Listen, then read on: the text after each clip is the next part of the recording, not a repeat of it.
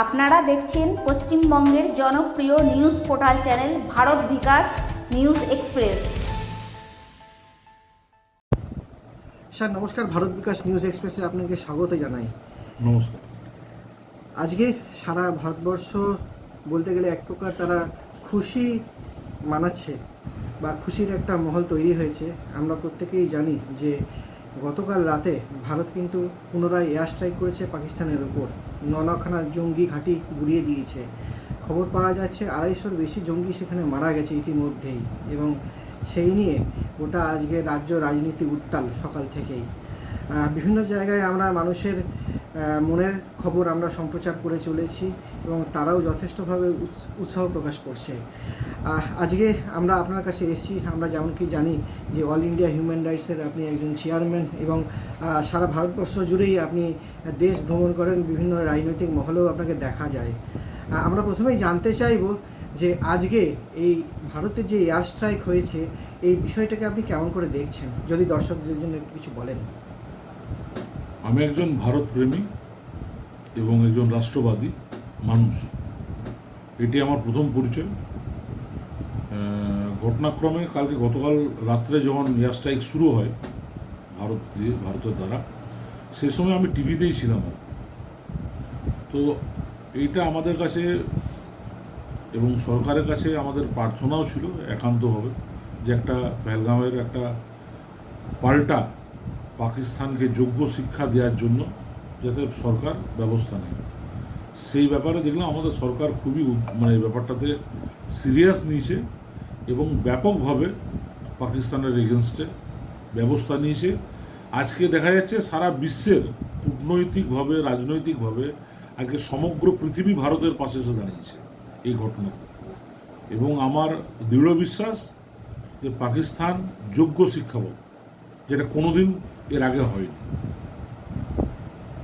আমরা স্যার যতটুকু জানি বা জানতে পেরেছি যে ইউপিএ 1 এবং ইউপিএ 2 যে গভর্নমেন্ট ছিল, কংগ্রেস শাসিত যে গভর্নমেন্ট ছিল, সেখানে ভারতীয় সৈন্যদের হাত বাঁধা ছিল এবং সেই সময় দেখা যেত প্রায় বর্ডারের কাছে পাকিস্তানি জঙ্গিরা ভারতের যারা সৈন্য রয়েছে তাদেরকে নির্বিচারে গুলি করে বা তাদের মাথা কেটে নিয়েও চলে গেছে, এরকম ভিডিও কিন্তু প্রকাশ পেয়েছে এবং সে খবরও সম্প্রচার হয়েছে সারা ভারতবর্ষ জুড়ে। তখনকার ভারতবর্ষ আর এখনকার ভারতবর্ষের মধ্যে আপনি নতুনত্ব কি দেখতে পান যদি বলেন, আপনার যেটা মনে হয়। 100% আজকের ভারতবর্ষ সমৃদ্ধ ভারতবর্ষ। আমরা সমৃদ্ধের পথে। আজকে সারা বিশ্বের যদি আপনি দেখেন যে আমরা যেসব বিশ্বের শক্তিধর দেশ, আগে আমরা সেগুলো পেপারে পড়তাম, টিভিতে দেখতাম, চীন, রাশিয়া, জাপান, কোরিয়া, আমেরিকা, এদের নাম। আজকে ভারতবর্ষ সেই জায়গায় 4 নম্বরে আসে সারা বিশ্বের মধ্যে। পাকিস্তান কেউ আমাদের আশেপাশে কোথাও নেই, আর দূর দূর থেকে দেখা যায় না, বাংলাদেশ পাকিস্তান কাউকে দেখা যায় না। তো ভারতবর্ষ আজকে সমৃদ্ধের পথে, অগ্রগতির পথে, এবং সেটা আমাদের ভারতবর্ষের মাননীয় যশস্বী প্রধানমন্ত্রীর জন্যই সম্ভব, এবং আমাদের সকলের দৃঢ় বিশ্বাস আছে প্রধানমন্ত্রীর সাথে, এবং প্রধানমন্ত্রী ভারতবর্ষকে আরও এগিয়ে নিয়ে যাবে অগ্রগতির পথে। পাকিস্তান আমাদের কাছে আজকের ডেটে ভারতবর্ষের কাছে কিছু কোনো ব্যাপার না, এটা ওদের বান্দরামি। স্যার আমরা যতটুকু জানি যে কিছুদিন আগেই মোদী সরকার আসার পর 370 ধারা উঠে গেছে, কাশ্মীর থেকে উঠে গেছে। সে সময় কেন্দ্র সরকার বলেছিলেন যে কাশ্মীরকে নতুন করে সাজানো হবে এবং সেখানে উন্নয়ন আসবে, কিন্তু দেখা যাচ্ছে যে এই যে পেহেলগাঁওয়ে যে হামলা হলো 22শে এপ্রিল, সেই হামলাতে লোকাল যারা হ্যান্ডলার রয়েছে, যারা পাকিস্তানি জঙ্গিকে সাহায্য করেছে সেখানে ঢুকতে, তো কোথাও কি কাশ্মীরের মধ্যে যারা লোকাল স্থানীয় বাসিন্দারা তারা কি এখনও পাকিস্তানকে মদত দিয়ে চলছে, বা তাদের মন থেকে ভারতবর্ষের জন্য কোনো ভারতপ্রেম কি জাগানো সম্ভব হয়নি এখন অবধি? না, এটা আমি মানতে পারছি না।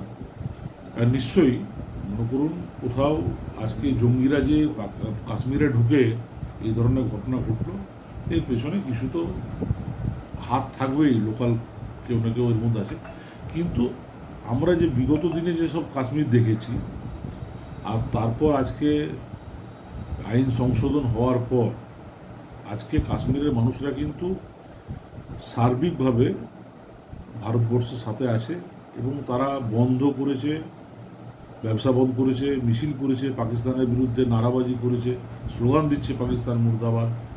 তো এই অবস্থা কিন্তু ছিল না আগে এক সময় কাশ্মীরে। এখন কাশ্মীরের মানুষ সচেতন, তারা ভালো করে জানে যে যদি পর্যটক আসে তবেই কাশ্মীর বাঁচবে। এই বছর টার্গেট ছিল প্রায় 3.5 কোটি 4 কোটি মানুষের আসার কথা কাশ্মীরে ছিল।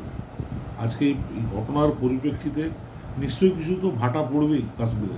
তো কাশ্মীরের মানুষরা অনেক সচেতন, আগের চেয়ে অনেক সচেতন। দুটি প্রশ্ন আপনার কাছে রাখতে চাইছি।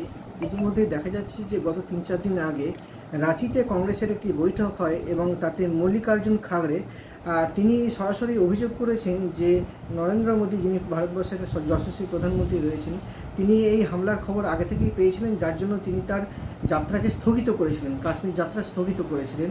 কিন্তু তিনি নিরাপত্তার কোনো বিশেষ ব্যবস্থা করেননি। কিন্তু আজকের ডেটে দাঁড়িয়ে তিনি সরাসরি অভিযোগ করছেন যে মোদী সরকার এটা কিন্তু আটকাতে পারত। এটা কংগ্রেসের মল্লিকার্জুন খাড়গে তিনি সরাসরি বলেছেন এবং তার কিন্তু সংবাদ মাধ্যমে, সংবাদপত্রেও কিন্তু সেটা প্রকাশ হয়েছে আজকে।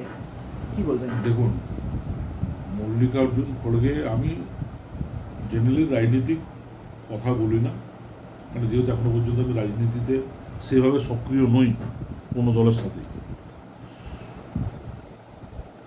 মল্লিকার্জুন খড়গের সবসময় মতিভ্রম হয়।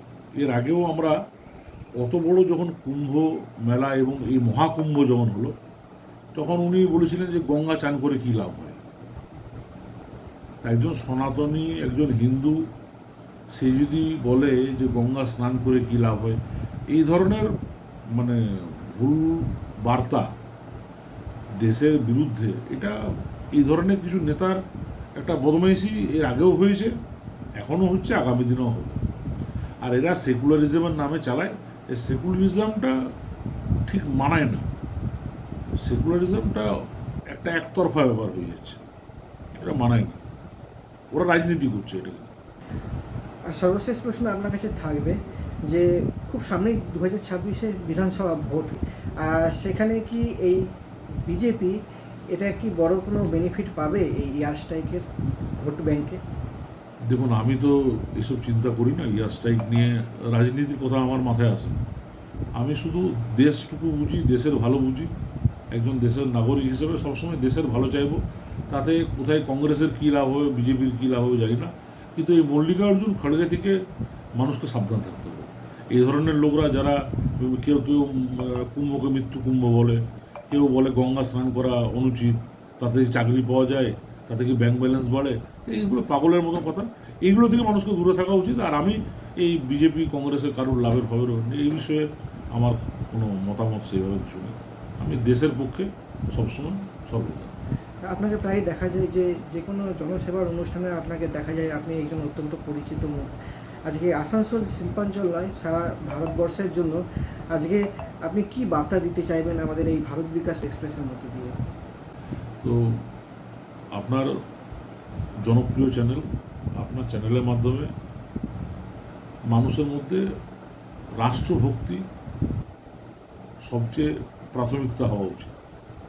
দেশভক্তি, রাজনীতি, জাত পাত সব কিছুর ঊর্ধ্বে দেশ। দেশ থাকলে আমরা থাকব, দেশ না থাকলে আমরা থাকব। তো সবাইকে রাষ্ট্রের প্রতি সমর্পিত মানসিকতা নিয়ে চলার জন্য আহ্বান জানাবো। ধন্যবাদ স্যার আপনাকে, আপনার মূল্যবান সময় আমাদেরকে দেওয়ার জন্য। Thank you.